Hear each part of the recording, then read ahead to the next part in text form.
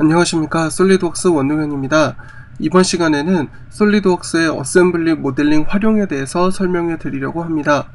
실무에서는 파트와 파트를 사용한 어셈블리도 작성하지만 대부분이 어셈블리와 어셈블리가 결합된 대형 어셈블리를 주로 사용합니다.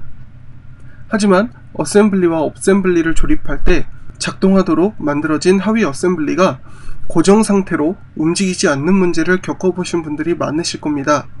이번 강의를 통해서 어셈블리와 어셈블리의 결합에 활용할 수 있는 여러가지 팁을 소개시켜 드리도록 하겠습니다. 먼저 솔리드웍스의 어셈블리 설문서를 실행해 주시고,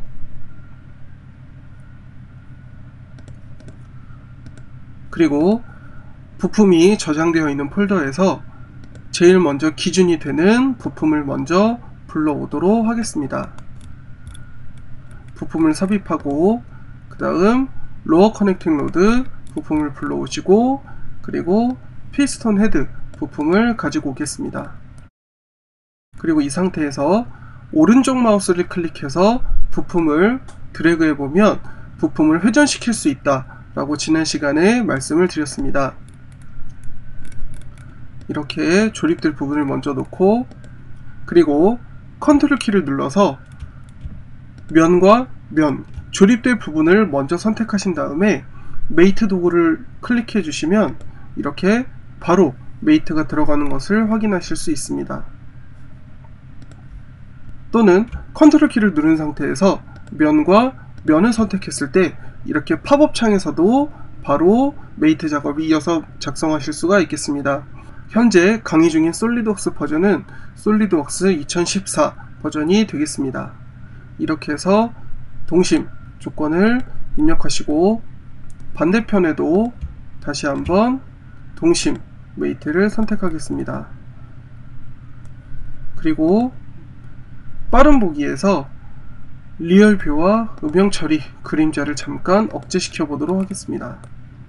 그리고 다시 한번 메이트 도구를 실행하셔서 서로 만나게 될 면과 면 선택해서 확인 버튼을 눌러주시고, 윗부분에서 역시 동심 메이트 작성해 주시고, 그리고 다음과 같이 일정한 틈이 생기도록 피스톤 헤드를 가운데 배치를 하려고 합니다. 이러한 경우에는 고급 메이트에서 너비 도구를 사용하시면 좀 더 쉽게 중간 어셈블리를 작성하실 수가 있습니다. 너비 선택칸에 이렇게 기준 부품의 양쪽 면을 선택하시고, 탭 선택란에 원통의 면을 선택해 주시면 이렇게 양쪽 평면 가운데 나머지 부품이 오도록 이렇게 중간 메이트를 쉽게 작성하실 수가 있겠습니다. 이렇게 해서 피스톤 헤드가 자유롭게 움직이는 상태가 되도록 기본 어셈블리가 완성되었습니다.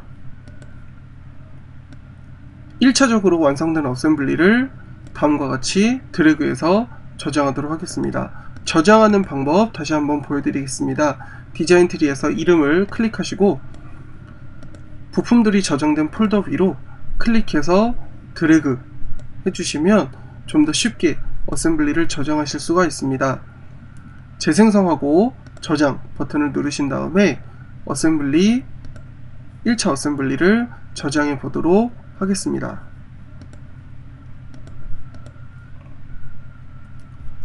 그리고 다시 한번 새 어셈블리 문서를 실행하겠습니다. 그리고 기준이 되는 크랭크샤프트 부품을 불러오도록 하겠습니다. 이렇게 제일 먼저 불러오는 부품은 고정 상태가 되어서 움직이지 않는다 라고 어셈블리 첫 번째 강의 때 설명을 드렸습니다. 하지만 저희는 크랭크를 돌리면서 작동을 시켜야 되기 때문에 현재 고정 상태의 부품을 자유로운 상태로 바꿔보도록 하겠습니다. 오른쪽 마우스로 부품을 클릭하신 다음에 다음과 같이 자유롭게 움직이기 버튼을 선택하시면 부품을 움직이는 상태로 바꾸실 수가 있습니다. 하지만 저희는 뒷벽이 고정된 상태에서 이 부품을 회전시켜야 하기 때문에 추가 어셈블리를 작성해 주어야 합니다. 먼저 메뉴바에서 보기 버튼을 누르시고 임시축 버튼을 클릭하시면 이렇게 부품의 원통 피처마다 임시축이 작성되어 있는 것을 눈으로 보이도록 표시해 놓았습니다. 그리고 메이트 도구를 실행하신 다음에 전체 어셈블리의 윗면과 중심축이 서로 일치하도록 메이트를 주시고 다시 정면과 중심축이 일치하도록 메이트를 줍니다. 그리고 우측면과 뒷벽이 만나도록 메이트를 작성해 주시면 이렇게 움직이는 크랭크 축을 작성하실 수가 있습니다. 그리고 표시해 놓았던 임시축은 다시 숨김 처리하도록 하겠습니다. 이렇게 해서 베이스 부품이 완성되었으면 이전에 작성해 놓았던 하위 어셈블리를 드래그해서 불러보도록 하겠습니다. 그리고 나서 메이트 도구를 실행하셔서 필요한 곳에 동심 메이트를 작성해 보도록 하겠습니다. 그리고 고급 메이트의 너비 도구를 사용해서 양쪽 면 사이에 하위 어셈블리가 가운데 오도록 중간 양쪽 면을 선택해서 이렇게 중간 메이트를 함께 작성해 주시면 되겠습니다. 다시 한번 양쪽 피처 사이에 가운데 피처 선택해 주시고 너비 메이트를 작성했습니다. 그리고 나서 양쪽 부품이 양쪽을 향하도록 방향을 조정하신 다음에 부품은 회전하지만 헤드는 수평 운동을 하도록 이 헤드에 메이트를 걸어줄 텐데 현재 상태는 부품을 돌리면 헤드도 같이 움직이는 상태로 작동되는 것을 확인하실 수 있습니다. 우리는 헤드는 고정된 상태에서 좌우 양쪽 방향 운동을 하고 가운데 크랭크 축은 회전 운동을 하면서 커넥팅 로드만 자유롭게 작동하도록 만들어주고자 합니다. 자, 그러면 다시 한번 메이트 도구를 실행하셔서 전체 어셈블리의 윗면과 피스톤 헤드의 우측면을 선택하셔서 일치 메이트를 작성해 주겠습니다. 그리고 반대편 피스톤 헤드의 우측면에도 어셈블리 전체의 윗면과 일치 메이트를 작성해 주도록 하겠습니다. 이 상태에서 저희가 크랭크 축을 돌리면 피스톤 헤드는 좌우 운동을 하고 가운데 크랭크 축은 회전 운동을 하게 될 텐데 이미 고정된 상태로 움직이지 않는다, 완전정이 된 상태다 라는 메시지가 뜨면서 작동하지 않게 되는 것을 확인하실 수 있습니다.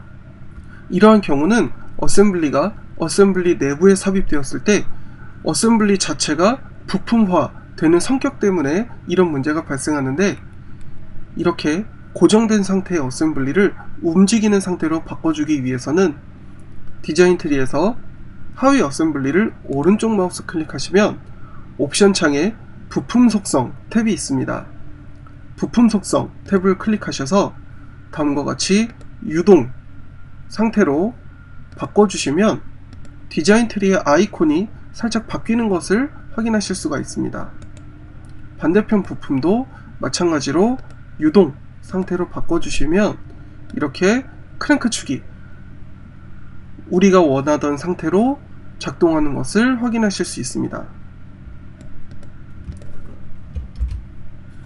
좀 더 정확한 곳에서 보여드리자면 윗면을 기준으로 보았을 때 크랭크 축을 돌리면 이렇게 피스톤은 직선 운동을 하고 커넥팅 로드가 자유로운 운동을 하는 것을 확인하실 수 있습니다. 이렇게 해서 어셈블리 모델링 작업을 통해서 서브 어셈블리의 유동 상태로 바꾸는 방법, 그리고 고정된 부품을 자유롭게 움직이는 방법, 그리고 가운데 중간 평면 기준으로 메이트하는 너비 메이트에 대해서 설명해 드렸습니다. 여러분의 작업물에 활용해서 사용해 보시기 바랍니다. 감사합니다.